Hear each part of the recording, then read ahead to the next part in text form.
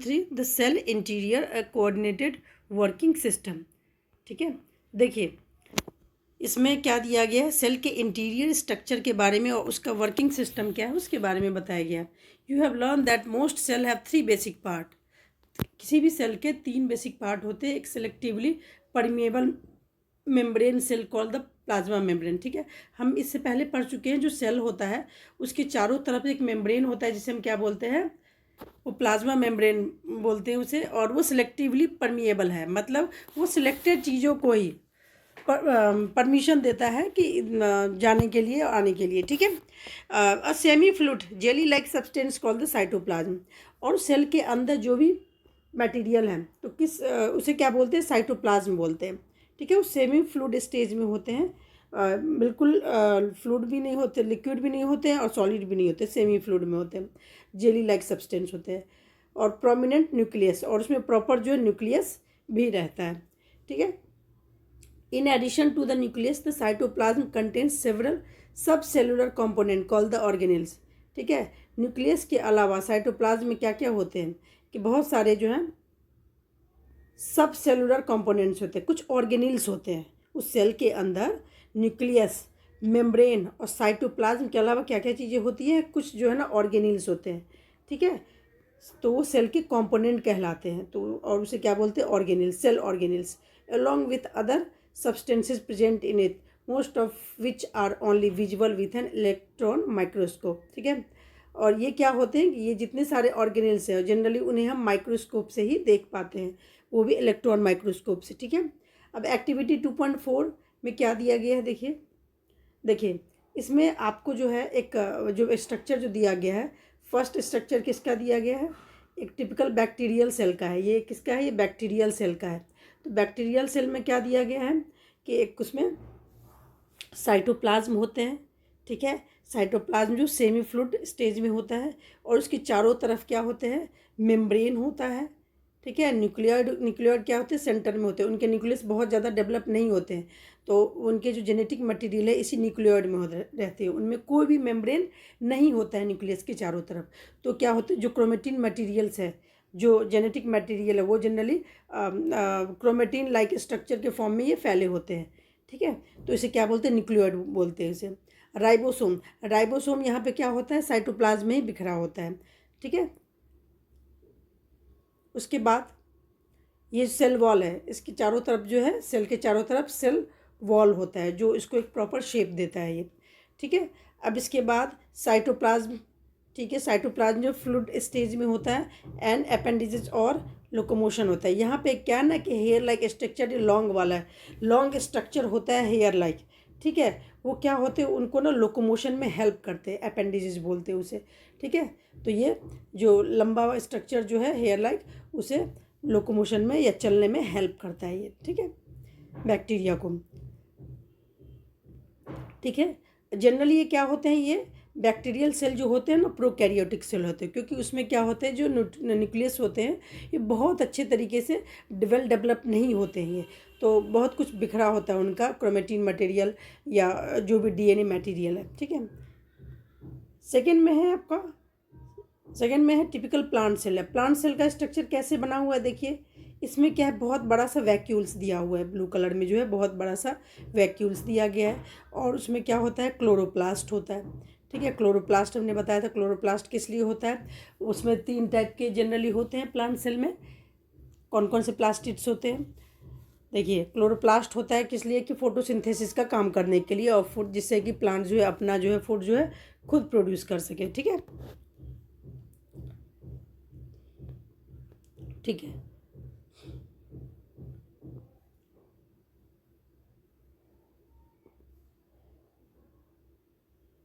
ठीक है, तो क्लोरोप्लास्ट क्या करता है, फोटोसिंथेसिस में हेल्प करता है ये। ठीक है, अब उसके बाद है,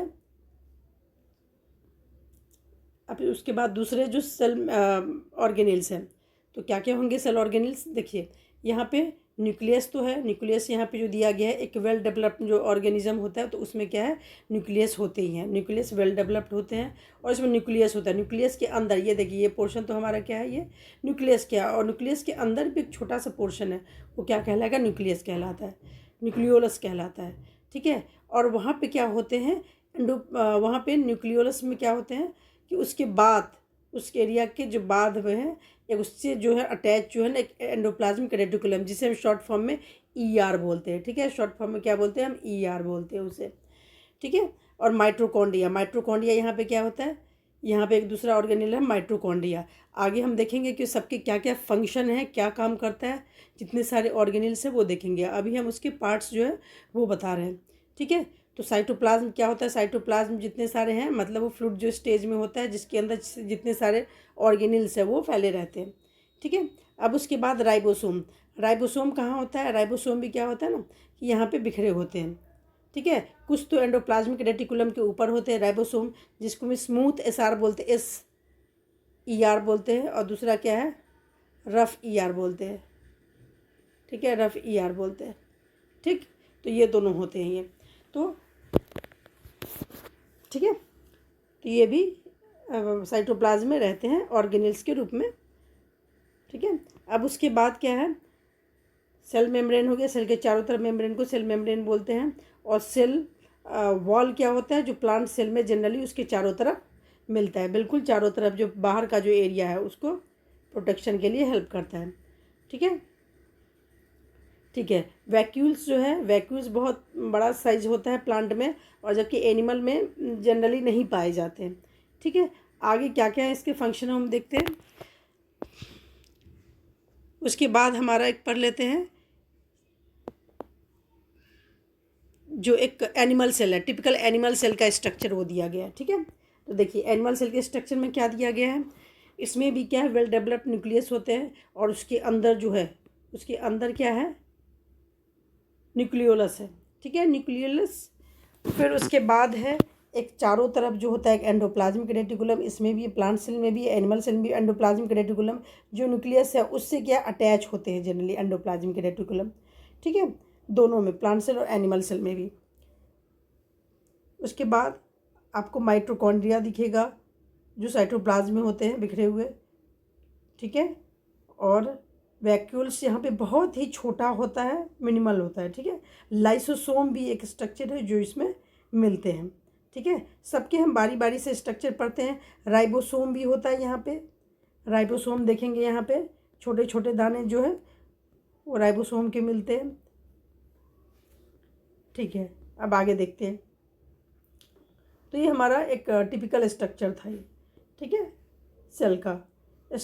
study the given diagram of a bacterial cell, plant cell and the animal cell, figure 2.10A-B-C। ठीक है, observe the different structure present in each of them, record your observation in table 2.1। A bacterial cell lacks a well defined nucleus. Bacterial cell में क्या होता है, एक well defined nucleus का अभाव होता है, उसमें नहीं होता है जनरली।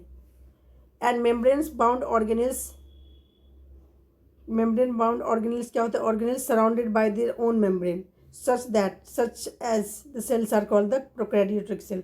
तो अभी हमें समझ में आया कि प्रोकैरियोटिक सेल होता क्या है। प्रोकैरियोटिक सेल ऐसे सेल होते हैं जिसमें जो वेल डिफाइंड न्यूक्लियस जो है नहीं होते उसमें प्रोकैरियोटिक में, जबकि यूकैरियोटिक सेल में सही से होते हैं। जैसे कि हमने अभी देखा था यहाँ पे बैक्टीरिया में, यहाँ पे क्या है ना, क्रोमेटिन जो है ना वो बिखरा होता है धागे के रूप में, जो DNA का पॉइंट है वो।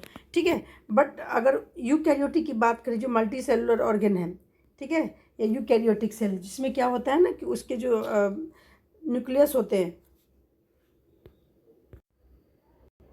ठीक है, तो प्रोकैरियोटिक का मतलब क्या होता है, प्रो मीन्स प्रिमिटिव होता है, कैरियन मीन्स न्यूक्लियस होता है, मतलब उनका जो न्यूक्लियस है वो प्रिमिटिव लेवल का है, वेल डेवलप नहीं होते हैं।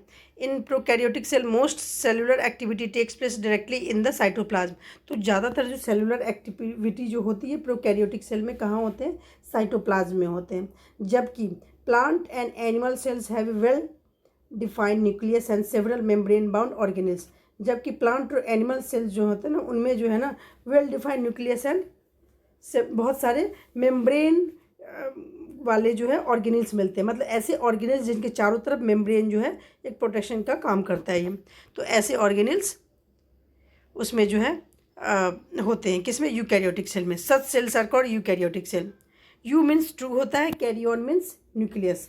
मोर details of the characteristic of prokaryotic and eukaryotic cell is given in table 2.2। अब इसमें क्या है ना कि इसमें देखते हैं कि क्या कंपैरिजन किया गया है, जो बैक्टीरियल सेल है, प्लांट सेल है, एनिमल सेल, अभी जो हमने ऊपर एक स्ट्रक्चर देखा था, ठीक है। तो इसी के अगर तीनों में अगर डिफरेंस पूछते हैं तो ये क्या सिमिलैरिटी है, क्या डिफरेंस है, तो उसके में दिखाए गए हैं। आप बता सकते हैं कि सेल मेम्ब्रेन किस में होता है, नहीं होता है। सेल मेम्ब्रेन होता है इसमें, वो आप बता सकते हैं पिक्चर के बेस पे, और प्लांट सेल में होता है कि नहीं, एनिमल सेल में होता है कि नहीं, ठीक है। तो ये आपके होमवर्क के लिए है, वो आप करके बताएंगे। Comparison between prokaryotic and eukaryotic cell. तो अब यहाँ पे देखिए यूकैरियोटिक सेल और प्रोकैरियोटिक सेल जो है उसमें दोनों में डिफरेंस दिया गया है। कैरेक्टरिस्टिक क्या है, एक न्यूक्लियस उसका कैसा होता है, प्रेजेंट है या एब्सेंट है। डायमीटर जो टिपिकल सेल का कितना होता है, ठीक है। तो डायमीटर भी बताना है, 1 से लेके 10 माइक्रोमीटर से है, और 10 से लेके 100 माइक्रोमीटर तक है। नंबर ऑफ सेल्स ऑर्गेनिज्म में कितने हैं, यूजुअली यूनिसेलुलर होते हैं, और ये यूनिसेलुलर और मल्टीसेलुलर दोनों हो सकते हैं, ठीक है। मेम्ब्रेन बाउंड ऑर्गेनेल्स, ठीक है, जिसमें मेम्ब्रेन लगा हो किसी ऑर्गेनेल्स में, तो ये प्रोकैरियोटिक में होते हैं या नहीं होते, ये एब्सेंट होता है, यूकैरियोटिक में प्रेजेंट होता है। मेम्ब्रेन बाउंड न्यूक्लियस, तो ऐसे न्यूक्लियस जिसमें कि मेम्ब्रेन है, कि जनरली क्या होता है यूकैरियोटिक सेल में प्रेजेंट होते हैं, उसके न्यूक्लियस के चारों तरफ क्या होते हैं, मेम्ब्रेन पाया जाता है, ठीक है। जबकि प्रोकैरियोटिक सेल में हमने अभी बताया था कि क्रोमेटिन पूरे सब कुछ है वहाँ पे बिखरे होते हैं, जिसको हम क्या बोलते हैं, जनरली न्यूक्लियोइड बोलते हैं, ठीक है।